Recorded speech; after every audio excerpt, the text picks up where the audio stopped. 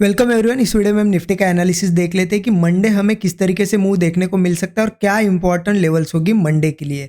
और देखिए आज का था फ्राइडे के लिए हमने क्या डिस्कशन किया था और मार्केट ने किस तरीके से मूव दिया। देखिए यहाँ पे मार्केट सिंपली आज यहाँ पे फ्लैट ही ओपन हुआ, कल की क्लोजिंग के पास ही ओपन हुआ।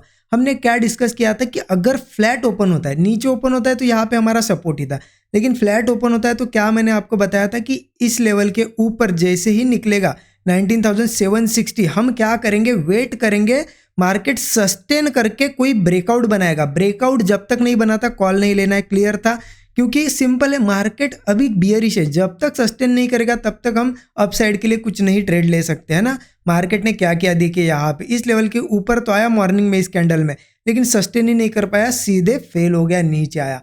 लेकिन हमारा कॉल साइड का ट्रेड ही नहीं बना, क्योंकि सस्टेन करने के बाद ब्रेकआउट आता है तभी हम लेते। इसलिए मैं आपको बोलता हूँ हमेशा कि मैं जो लेवल्स आपको बताता हूँ उन लेवल्स को आप भले ही ध्यान ना दो चलेगा, लेकिन वहाँ पे जो मैं वर्ड्स यूज़ करता हूँ, जो चीज़ें मैं बताता हूँ उन वर्ड्स पे ध्यान दो, वो ज़्यादा इंपॉर्टेंट है। करेक्ट। तो यहाँ पे देखिए मार्केट नीचे आया कहाँ पे, बहुत बढ़िया जगह पे। यहाँ पे ये लेवल मैंने आपको मार्क करके दी थी कल, 19,725 दिख रहे हैं आपको। 19,725 क्या डिस्कशन था कि मार्केट अगर इस लेवल पे फिर से कंसोलिडेट करता है और नीचे ब्रेक करता है तो हम यहाँ पे लेंगे पुट साइड का ट्रेड। देखिए मार्केट ने क्या किया, एग्जैक्ट उसी लेवल पे आप देख सकते हो। देखिए पूरा यहाँ पे कंसोलिडेट किया, बहुत बढ़िया रेंज बनाई और इस कैंडल ने ब्रेक कर दी, यहाँ पे बना पुट साइड का ट्रेड।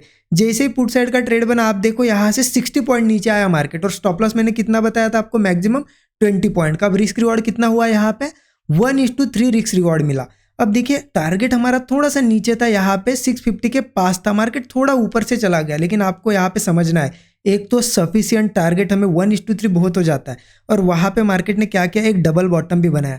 तो एक तो इसमें पूरा आपने 1:3 पे बुक करना था फुल प्रॉफिट, या तो फिर क्या करना था, जब ये रिवर्स हो रहा है, डबल बॉटम भी बनाया है, तो यहाँ पे कुछ ना कुछ लेके निकलना है। क्योंकि आपका स्टॉप लॉस है 20 पॉइंट का, और जब मार्केट 60 पॉइंट दिखा रहा है आपको, 1:3 दिखा रहा है, उसके बाद मार्केट अगर रिवर्स हो रहा है और आप उसमें अगर लॉस कर रहे हो तो ये तो गलत बात है ना। मैंने हमेशा बताया आपको, कुछ ना कुछ लेना है, मार्केट को वापस कभी नहीं देना है।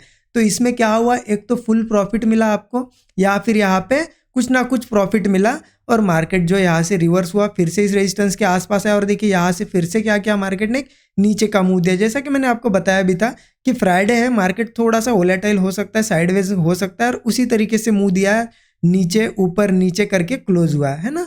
तो यहाँ पे एक ही ट्रेड था जो डिस्कशन के हिसाब से था, उसके बाद आपने इसमें कुछ लिया होगा आपके एनालिस्ट के हिसाब से, बहुत बढ़िया चीज़ है। लेकिन हमारे एनालिस्ट के हिसाब से एक ट्रेड बना और एक अच्छा छोटा मोटा यहाँ पे प्रॉफिट बना, राइट। अब देखिए एक चीज़ मैं आपके साथ डिस्कस करना चाहता हूँ, जैसा कि मैं आप सभी के कमेंट्स पढ़ता हूँ, आपको पता है। अब उसमें से मैंने कमेंट पढ़ी, हमारे सब्सक्राइबर है, उनका कल एक कहना था कि वो कमेंट में बोल रहे थे कि आप सिर्फ सपोर्ट रेजिस्टेंस बताया करिए, बाकी चीज़ें मत बताइए, कि कहाँ कैसा सेटअप देखना है और कौन सी लेवल पे कैसे प्लान करना है और कैसे टारगेट प्लान करना है। मैं जो बताता हूँ ना आपको, 1:3 कहाँ रखना है, कहाँ पे टारगेट रखना है, लेवल बताता हूँ, ये सब मत बताइए, सिर्फ सपोर्ट रेजिस्टेंस बताइए, बाकी हम कर लेंगे। देखिए अल्टीमेटली मैं ये वीडियो जो बना रहा हूँ, अभी आप जो देख रहे हो, ये आप किसके लिए बना रहा हूँ, आपके लिए बना रहा हूँ, करेक्ट। मैंने तो मेरा एनालिसिस कर लिया है, मैं उस हिसाब से ट्रेड प्लान करूंगा, लेकिन ये मैं आपके साथ शेयर कर रहा हूँ किस लिए, कि कुछ ना कुछ आपको लर्निंग मिले। लेकिन आपको अगर लगता है, देखिए सपोर्ट रेजिस्टेंस, या आपको सिर्फ सपोर्ट रेजिस्टेंस या लेवल से बता दूं आपको, बाकी आप कर लोगे, तो मैं उस तरीके से बनाऊंगा। क्योंकि मुझे क्या है, मुझे तो अच्छा है, वो 2 मिनट का ही वीडियो बन जाएगा, इतना बड़ा मुझे बनाने की ज़रूरत नहीं।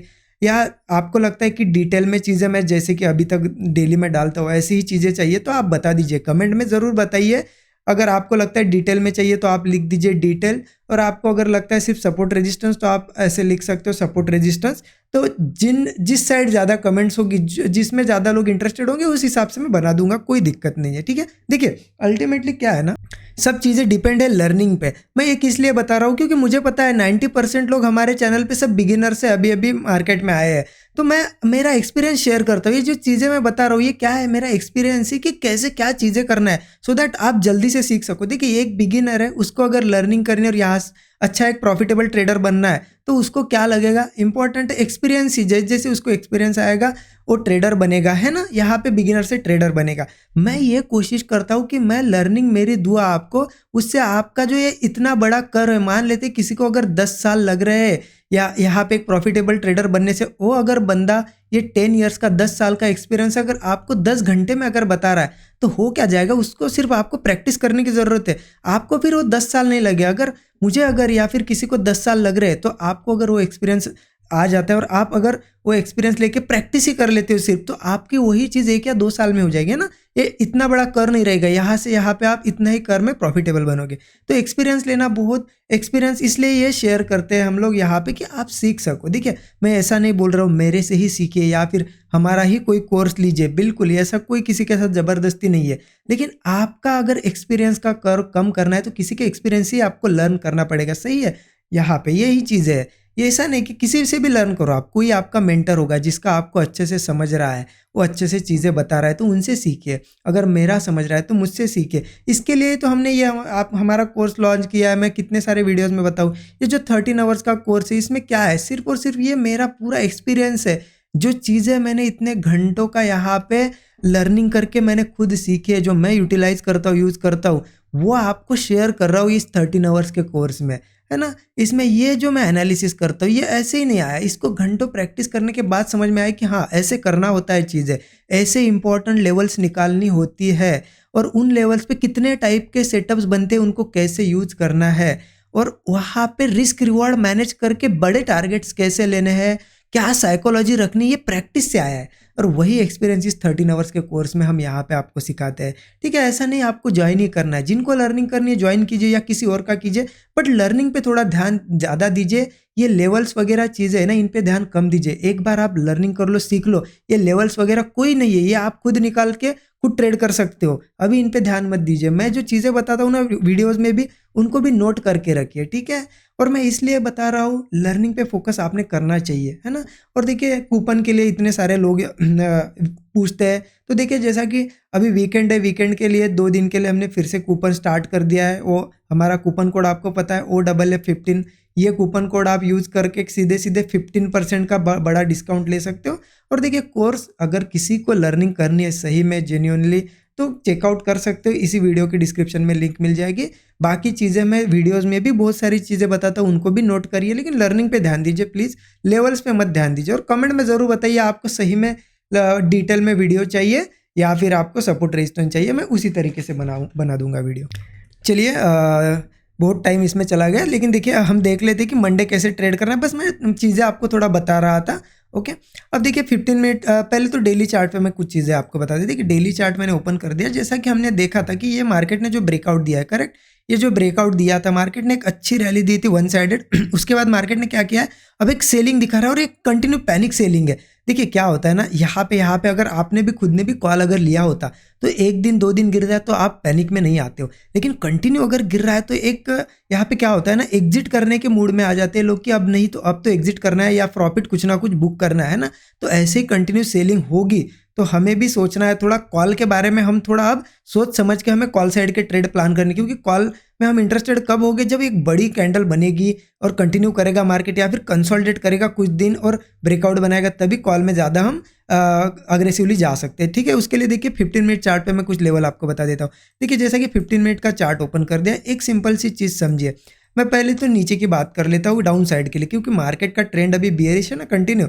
अगर मंडे मान लेते हैं इस वीकेंड के बाद बड़ा गैप डाउन वगैरह होता है तो नीचे के मैं सपोर्ट लेवल बता देता हूँ। देखिए नीचे सपोर्ट लेवल क्या आ जाती है, मैं चाहे तो आपको यहाँ पे मार्क करके देता हूँ। देखिए एक है 19600 की एक लेवल है, इसके नीचे अगर देखा जाए तो एक 19560 की एक लेवल है, ये दोनों बहुत बढ़िया सपोर्ट लेवल है। अब इन केस मार्केट मान लेते गैप डाउन हुआ किसी केस में मंडे और 19600 पे थोड़ा होल्ड करता है, कंसोलिडेट करता है, ब्रेकआउट, तो यहीं पे कॉल साइड का ट्रेड लेंगे। 15-20 पॉइंट का स्टॉप लॉस होगा।